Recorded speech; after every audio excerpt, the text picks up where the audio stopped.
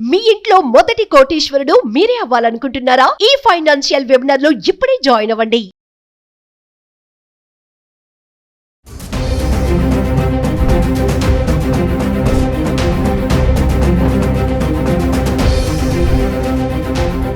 Suman TV ప్రేక్షకులకు నమస్కారం.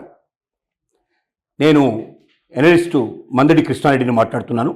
Trump ప్రతీకార సుంకాల వల్ల బంగారం పరిస్థితి ఎలా ఉండబోతుంది, భవిష్యత్తు ఎలా ఉండబోతుంది అనేది చాలామంది మహిళలు, ముఖ్యంగా బంగారం మీద ఇన్వెస్ట్ చేసేటువంటి చాలామంది ఇన్వెస్టర్సు చాలా ఆందోళన పడుతున్నారు. వాస్తవంగా రెండు రకాలుగా చెప్పొచ్చు. ఒకటి, ట్రంప్ తీసుకుంటున్న ఈ చర్యల వల్ల బంగారం రేటు తాత్కాలికంగా పెరిగే అవకాశాలు ఉన్నాయి. కారణం ఏంటంటే, ఎప్పుడైతే స్టాక్ మార్కెట్లు ఫ్లక్చువేట్ అవుతూ ఉంటాయో, అంటే స్థిరంగా ఉండవో, అప్పుడు స్టాక్ మార్కెట్ల మీద ఎక్కువగా ఇన్వెస్ట్ చేసే వాళ్ళందరూ కూడా ఆల్టర్నేటివ్గా బంగారాన్ని ఎంచుకునే అవకాశం ఉంటుంది. కాబట్టి బంగారం కొనుగోళ్లు పెరిగే అవకాశం ఉంటుంది. తద్వారా రేట్లు కూడా పెరిగే అవకాశం, బంగారం డిమాండ్ బాగా పెరిగే అవకాశం ఉంటుంది. అందువల్ల ₹1,00,000 దాటినా మనం ప్రస్తుతానికి ఆశ్చర్యపడాల్సిన అవసరం లేదు బంగారం రేటు. కానీ రెండవగా మనకు కత్తికి రెండో వైపున పదునున్నట్టుగా బంగారం ధర విపరీతంగా తగ్గే అవకాశాలు కూడా ఉన్నాయనేది కొంతమంది ఎనలిస్టుల యొక్క, కొంతమంది మార్గదర్శకుల యొక్క ఆలోచన ఉంది. మేధావులు ఆలోచిస్తున్నారు. ఎందుకంటే డాలరు పతనం ప్రారంభమైంది. ఇప్పటిదాకా డాలరు స్థిరంగా ఉండటమే కాకుండా ప్రపంచాన్ని ఏలుతున్నది డాలర్. అమెరికన్ రూపీ ఏదైతే ఉందో డాలరు, అది ప్రపంచాన్ని శాసిస్తోంది. కానీ ట్రంప్ తీసుకున్న కొత్త నిర్ణయాల వల్ల అక్కడ బాగా ఆర్థిక మాంద్యం పెరిగే పరిస్థితి, తర్వాత ప్రజలు చాలా ఇక్కట్లు పడే పరిస్థితి, రేట్లు చాలా ఎక్కువగా చెల్లించాల్సిన పరిస్థితులు ఏర్పడటం వల్ల డాలర్ యొక్క పతనం ప్రారంభమవుతున్నది. డాలర్ తగ్గిపోతుంది, రేటు డాలర్ విలువ తగ్గిపోతుంది, రూపీ బలపడుతుంది. అలాగే మిగతా ఇతర దేశాలకు సంబంధించిన మరి మారక విలువలు కూడా తేడా వస్తాయని చెప్పి మనం ఆలోచిస్తున్నాం. ఒకవేళ డాలర్ పడిపోతే ఏమవుతుందో మనం ఆలోచిద్దాం. డాలర్ ఎప్పుడైతే పడిపోతుందో బంగారం ధర కూడా పడిపోయే అవకాశాలు ఉన్నాయి. ఎందుకంటే డాలరు నిల్వలను బట్టే ఇప్పుడు బంగారం యొక్క విలువలు, డాలర్ విలువను బట్టే ఇవాళ దాకా ఉన్నాయి. డాలరు విలువలు పడిపోయినప్పుడు బంగారం విలువలు పడిపోతాయి. తద్వారా చాలా డౌన్ఫాల్కి వచ్చే అవకాశం ఉంది బంగారం అనేది కూడా కొంతమంది వాదన. అది భవిష్యత్తులో జరుగుతుంది కంపల్సరీగా. వెంటనే దాని పని ఉండకపోవచ్చు. వెంటనే ఏంటంటే స్టాక్ మార్కెట్లు ఫ్లక్చువేట్ అవుతున్నాయి కాబట్టి గోల్డ్ రేటు పెరిగే అవకాశాలు ఉన్నాయి. కొద్ది గొప్ప తగ్గడం, కొంచెం పెంచడం ఇట్లా జరిగినా కూడా ₹1,00,000 మాత్రం ఖచ్చితంగా దాటుతుందని చాలామంది అంచనాలు వేస్తున్నారు.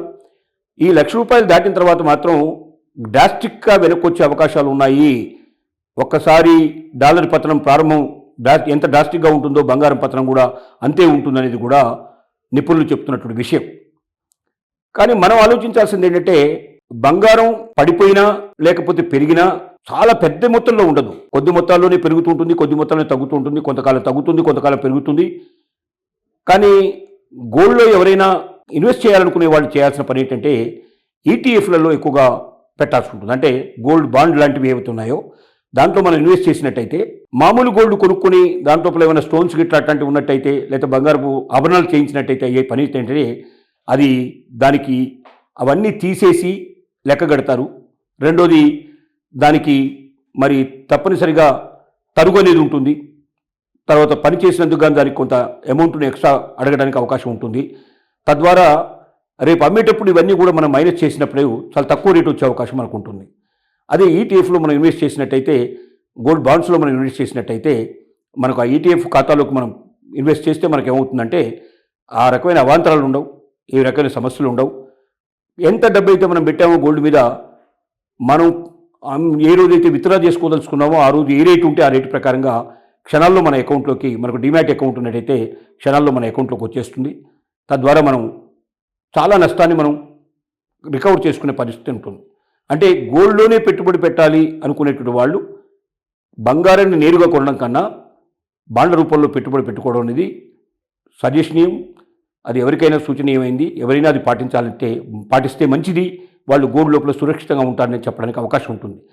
కానీ బంగారం రేటు ఇదే రకంగా బాగా పెరిగిపోతుంది, ₹1,00,000 పైనే ఉంటుంది, ఎప్పటికీ దిగదు, కాబట్టి నేను మొత్తం నాకున్న డబ్బంతా కూడా బంగారంలోనే పెడతానని ఎవరైనా ముందుకు వస్తే మాత్రం వాళ్ళు పులిష్గా వ్యవహరిస్తున్నట్టే అని తప్పదు. ఎప్పుడైతే డాలర్ పతనం ప్రారంభమవుతుందో, డాలర్ తెగిపోతుందో, ఇప్పటికే డాలర్ పతనం ప్రారంభమైందనేది అంచనాలు వేస్తున్నారు. మన ఇండియన్ రూపీ కొంత బలపడింది, ఇతర దేశాలకు సంబంధించిన మార్క విలువలు కూడా బలపడ్డాయి. డాలర్ పతనం ప్రారంభమైంది. ఈ పతనం ఇక్కడే ఆగదు, చాలా స్పీడ్గా వెళ్ళిపోతుంది. డాలర్ ఎంతైతే స్పీడ్గా పతనం అవుతుందో అంత స్పీడ్గా బంగారం రేట్లు కూడా డౌన్ఫాల్ అవుతాయి, తగ్గిపోతాయి అనేది అంచనాలు వస్తున్నాయి. కాబట్టి ఎక్కువ డబ్బుని మనం మరీ అప్పు తెచ్చి ఆస్తులన్నీ తీసుకెళ్లి బంగారంలో పెట్టేసి రెండింతలు మూడింతలు అవుతుందని ఎవరైనా ఆశపడితే మాత్రం అది నిరాశ మిగిలే అవకాశాలు ఉన్నాయి, నిస్పృహకు లోనయ్యే అవకాశం ఉన్నాయి. అలాంటి ఆలోచనలు మాత్రం చేయొద్దు. కావాల్సినంత వరకు మనకున్నటువంటి డబ్బు మన దగ్గర అధికంగా ఉంది, మన దగ్గర ఎక్కువగా ఉంది, మనం దాన్ని దేంట్లో అయినా ఇన్వెస్ట్ చేద్దాం అనుకున్నప్పుడు కొంత డబ్బుని బంగారంలో పెట్టడంలో తప్పు లేదు. అది కొంచెం పెరిగినా తగ్గినా మనకు నష్టం పెద్దగా వాటిల్లకుండా బయటపడడానికి పాసిబిలిటీస్ ఉంటాయి. అంతేకాని ఎలాగో బంగారమే కదా, వీలైనంత మ్యాక్సిమంగా మనం అప్పు తెద్దాం, ఎంత వడ్డీకి తెస్తే అంత వడ్డీకి మనం తీసుకొద్దాం, ఈ బంగారాన్ని కొనేద్దాం అనేటువంటి ఆలోచనకు మాత్రం వెళ్ళకూడదు. అది చాలా నష్టాన్ని చేకూరుస్తుంది. భవిష్యత్తులో మనం చాలా బాధ అనుభవించాల్సిన పరిస్థితి ఏర్పడుతుంది. గోల్డ్ రేట్లు పడిపోవు అని చెప్పడానికి లేదు, బాగా బ్రహ్మాండంగా పెరుగుతాయని చెప్పడానికి లేదు. అది ప్రపంచ మార్కెట్ల మీద ఆధారపడి ఉంది, డాలర్ పతనం మీద ఆధారపడి ఉంది, స్టాక్ మార్కెట్ల మీద ఆధారపడి ఉన్నాయి.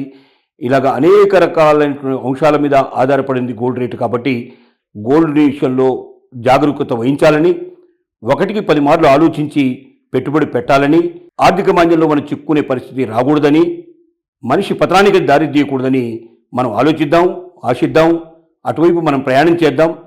గోల్డ్ ఇవాళ కొంచెం తగ్గినట్టు పరిస్థితి ఏర్పడింది. ఒకేసారి డ్రాస్టిక్గా కొంచెం తగ్గింది.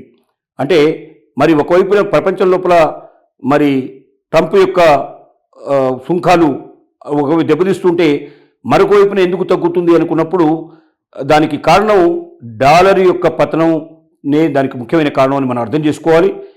కాబట్టి ఒకవైపున మనకు ప్రమాద సూచికలు కూడా కనబడుతున్నాయి.